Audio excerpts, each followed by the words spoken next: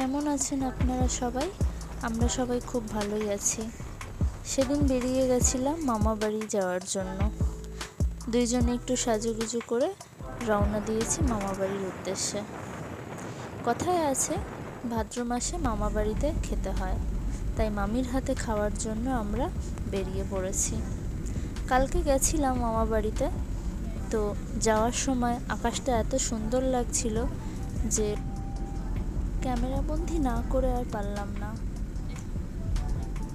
যেতে যেতে চারিদিকটা দেখতে দেখতে, গাড়িতে গান শুনতে শুনতে আমরা মজা করতে করতে সামনের দিকে এগিয়ে যাচ্ছি। সকাল থেকে মামির অনেক ফোন আসছিল, কতক্ষণে আমরা পৌঁছাবো সেটা শোনার জন্য। আমরা গোছাতে একটু দেরি করে ফেলেছি, যাব বলে একটু সাজুগুজু করতেও লেট হয়ে গেছে আমাদের। যাই হোক, তারপরে আমরা বেরিয়ে পড়েছি। শুধু বেরিয়ে পড়ে নয়, আমরা রাস্তায় একটু দাঁড়াতে দাঁড়াতে এটা সেটা কিনতে কিনতে মামাবাড়ির পথের দিকেই আছি।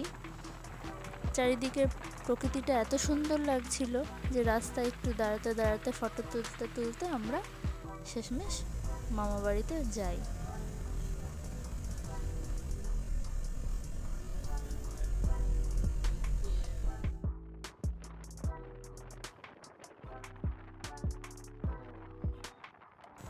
এই রাস্তা দিয়ে আমি আগেও অনেকবার গেছি, কিন্তু যেহেতু আগে এরকম ভিডিও বানাতাম না, তাই আপনাদের সাথে শেয়ারও করা হয়নি।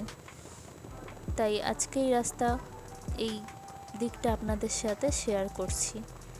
আমরা আজকে যাচ্ছি মামাবাড়ি। মামাবাড়িটা হচ্ছে তুফানগঞ্জের নেপালের খাতা গ্রামে।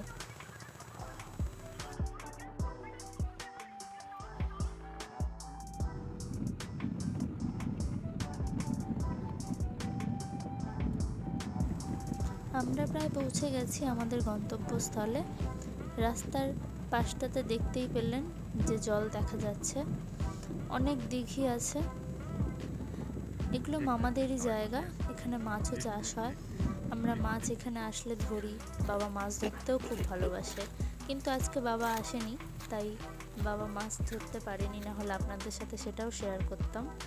আমরা আজকে তিনজনেই এসেছি, আবার যেদিন বাবাকে নিয়ে আসবো সেদিন আপনাদেরকে দেখাবো। তখন বিকেলবেলা ঝোড়ো হাওয়াতে ওয়েদারটা একটু ঠান্ডা হলো, কিন্তু দুপুরবেলা এতটাই গরম ছিল যে আমরা দুপুরবেলা খাওয়া দাওয়ার ভিডিও করতে পারিনি। আর এমনিও আমরা খাবার পেলে সবটাই ভুলে যাই। তারপরে ওয়েদার ভালোও হলো, আমরা ধীরে ধীরে সন্ধেবেলা বাড়িও চলে আসলাম।